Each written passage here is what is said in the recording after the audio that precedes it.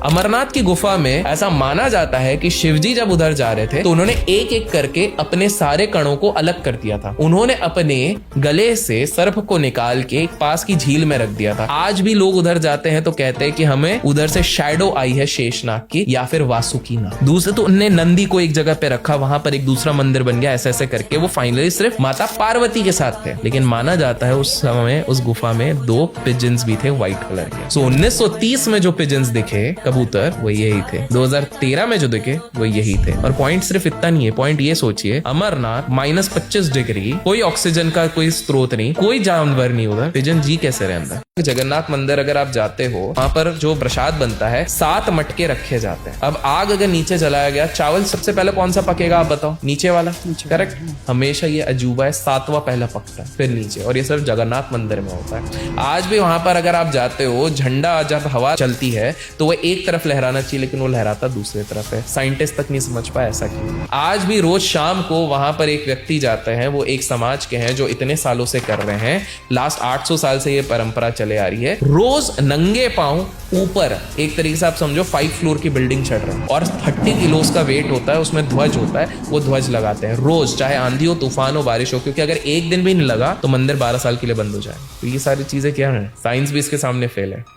आज भी नरसिंह भगवान वहां पर साक्षात विराजमान है। जब आप आंध्र प्रदेश जाते हैं, यहाँ एक और जगह है अहोबिलम, जब आप इधर ट्रैक करके जाते हैं, आप जब ऊपर देखते हैं तो आपको एक ध्वज लहराता हुआ दिखता है। तो ये ध्वज पता है कहाँ पे लहरा रहा है? ये वही स्तंभ है जिससे नरसिंह भगवान निकले थे। वहीं पर एक मंदिर है जहाँ नरसिंह भगवान की एक बहुत ही मिस्टिकल चीज होती है। आप मंदिर जा सकते हैं, प्रभु के दर्शन साल में सिर्फ एक बार होते हैं। क्यों? क्योंकि नरसिंह भगवान का तेज इतना है, एनर्जी इतनी है कि आम इंसान उसको सह नहीं पाएगा। इसी मंदिर में पंडित लोगों ने खुद ने किया है, वो मूर्ति टफ नहीं है, बहुत फीबल है। उसको जब आप टच करते हो तो आपकी उंगली भी अंदर जाती है और थोड़ी उंगली अंदर चले जाती है तो रेड कलर का फ्लूइड निकलता है। ऐसा माना जाता है आज भी नरसिंह भगवान वहां पर साक्षात विराजमान है।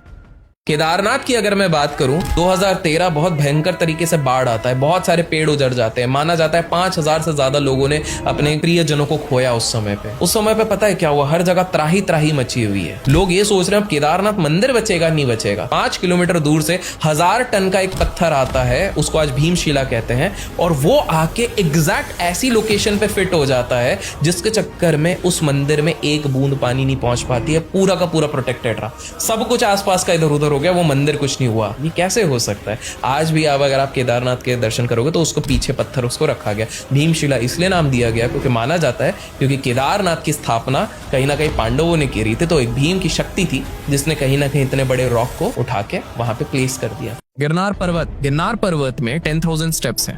1947 भारत आजाद हुआ, ब्रिटिश सोल्जर्स को इतना पता चल गया था कि यार भारत में ना कुछ ऐसी जगह है जहाँ कुछ इनके बाबा लोग और अघोरी लोग बोलते हैं बहुत ताकत है। तो 13 लोगों का ब्रिटिश का ट्रूप उधर गया, इतना पावरफुल है जाके हम पता करेंगे। वो गए, एक रात में 13 में से 12 पागल हो गए, और जो एक निकला वो ये बोले यार हम ढूंढने गए थे कि इस दुनिया को किसने बनाया, वो तो खुद यहाँ पर विराजमान है। वहां पर एक केव्स है। पीपल हैव सेड कि हमको रात को इधर डमरू की आवाज आती है, क्योंकि ऐसा मान्यता है कि देवी देवता भी वहां पर डांस करने के लिए आते।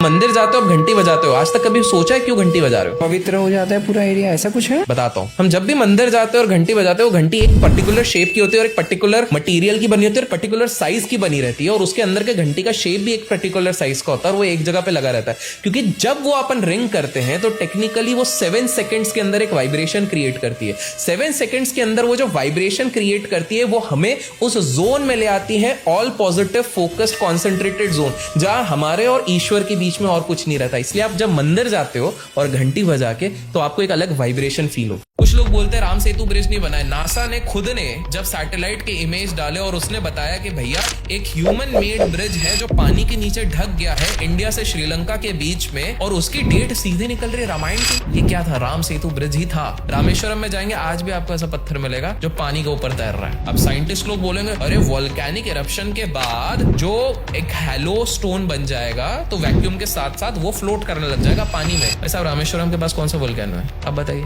नहीं है। हाईलैंड में सबसे बड़ी गणपति जी की मूर्ति है 123 फीट्स। तो आज से ना कुछ साल पहले हाईलैंड में इन्फ्लेशन, महंगाई बहुत बढ़ रही थी। कुछ भी कोशिश कर लो रोक ही नहीं पा रहे। उनकी कमेटी एक थी, उनमें से एक व्यक्ति ने कहा तो एक काम करते हैं, गणेश जी का फोटो नोट पे छापना शुरू करते हैं। अब जान के हैरान हो जाओगे, आज वो एंटीक में ऑक्शन होते वो नोट और उनकी अर्थव्यवस्था सही हो गई। इंडोनेशिया तो वहां पर एक वोल्केनो है जहां पर लास्ट 750 से 800 साल पूर्व से एक गणेश जी की मूर्ति रखी गई है वोल्केनो के पास में।